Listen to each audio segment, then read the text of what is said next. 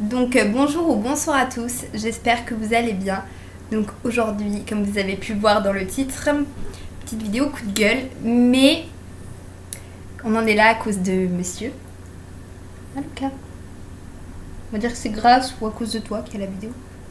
Bon, allez, je te laisse dormir parce que vu ta tête. Hop. Donc, je sais pas si vous aurez compris, c'est une vidéo coup de gueule contre, on va dire, entre guillemets la SPA, pas vraiment la SPA, mais on va dire le système en lui-même. Tout simplement, bon, je vais vous expliquer un peu la situation. Il y a quelques temps, j'ai, on va dire, perdu mon chien. Il s'est évadé de chez mes parents. Et, parce que je l'avais mis en garde, j'étais pas là. Enfin bref, on s'en fiche un peu. Donc, il s'est échappé et s'est retrouvé à la SPA. Super. Donc, j'ai dû aller le chercher. C'était en fin de journée, quoi. J'ai dû aller le chercher et une fois sur place, on m'a demandé de payer 90 € pour le récupérer. J'avais dû amener ma carte d'identité, son carnet, comme quoi c'était bien le sien. Donc en fait, ils m'ont retrouvé grâce à sa puce, vu qu'il était identifié. Mais c'est pas trop moi le sujet, c'est plutôt ce qui s'est passé à côté quand je suis allée le chercher. Une personne âgée, justement son chien s'était échappé, donc ils l'ont appelé comme moi pour lui dire de venir le récupérer. Sauf que cette dame était en train de pleurer auprès de la secrétaire, tout simplement parce qu'elle n'avait pas les moyens de payer 90 € pour récupérer son animal. Donc elle lui a expliqué que son mari était décédé, qu'elle n'avait pas d'enfant, qu'elle était à la retraite, qu'elle avait une toute petite retraite, et qu'elle n'avait pas du tout les moyens de payer tout de suite cette somme. Elle était en pleurs parce qu'elle disait que son animal c'était tout ce qui lui restait, c'était sa façon de tenir, c'était comme son enfant et voilà. Donc c'était un chien apparemment assez âgé aussi parce que elle disait que ça faisait des années qu'elle l'avait, elle se voyait pas vivre sans. Enfin bref, donc la nénette lui a dit que elle avait 15 jours pour payer cette somme pour récupérer son animal. Au-delà de ça, après il serait la propriété donc de la SPA, donc libre en adoption. Cette personne, si sous les 15 jours ne pouvant pas régler cette somme, son chien ne lui appartiendrait plus. Mais si, au-delà de ces 15 jours, elle décidait et elle avait l'argent pour racheter son animal à la SPA, donc le réadopter, on va dire, elle pouvait venir le chercher s'il n'avait pas déjà été adopté. Donc, c'est ça que je trouve scandaleux, c'est qu'il y a déjà suffisamment d'animaux en SPA, des animaux abandonnés, ou des animaux dont les maîtres sont décédés que personne n'a pu récupérer. Enfin bref, c'est triste de se dire que quand toi tu as ton animal, que tu ne veux pas t'en séparer, que tu veux le garder, et ben tu peux pas parce que t'as pas les moyens de payer. C'est quand même énorme, 90 € je trouve, sachant que bon, pour ma part, je l'ai récupéré, ça faisait même pas une heure qu'il était là, donc franchement... Vous allez me dire, oui, mais on prend pas un animal si on n'a pas d'argent. C'est vrai, mais à la limite, cette personne, je sais pas, je pense que c'était quand même une jeune retraitée, mais elle a peut-être pas toujours été, je vais dire à la retraite, non, elle a peut-être pas toujours été dans cette situation où elle avait des fins de mois difficiles. Puis, je pense pas qu'un chien, ça coûte 90 € par mois en croquettes ou n'importe quoi, je sais pas.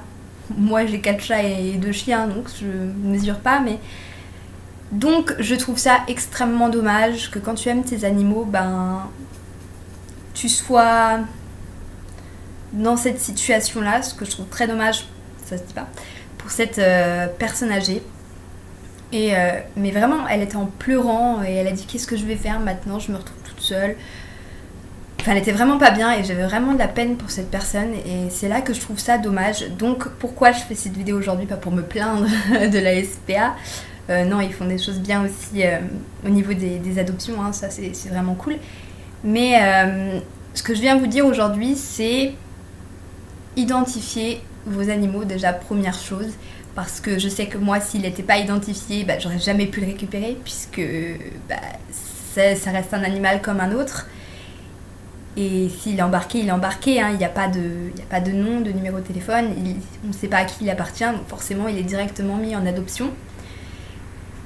Il y a des fois, il y a peu de chances que vous le revoyiez retrouver un animal non identifié,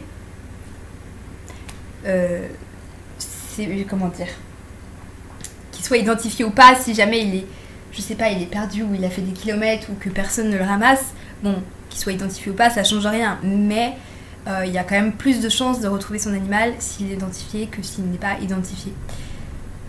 Voilà. Ensuite, autre solution, si vous n'avez pas les moyens de faire identifier votre chien, votre chat, vous pouvez, je conseille moins pour les chats parce que moi je sais que bon, mes chats sortent pas, mais les chats que j'avais avant sortaient et il y a des grillages partout. Ils avaient tendance à emmêler les colliers dedans et j'avais extrêmement peur qu'ils s'accrochent et qu'ils se pendent. Donc bon, les chats c'est pas encore tout à fait pareil, mais vous pouvez mettre des...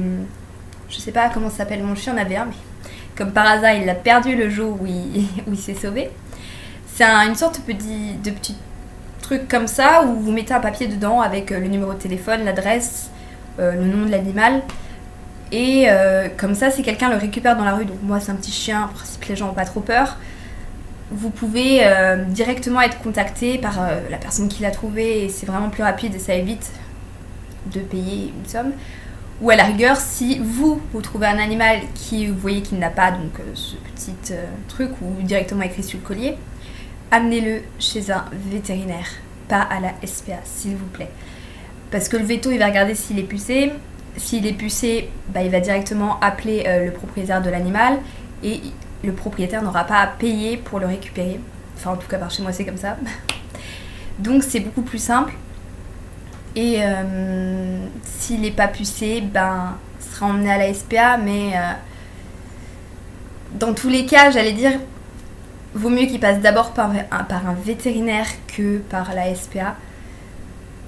Après, comme je l'ai dit, je suis pas contre les SPA, hein, je trouve ça formidable, mais ce petit morceau de la SPA, le fait que quand ton animal se sauve et que tu dois payer une bonne somme d'argent quand même pour le récupérer, je trouve ça assez dommage.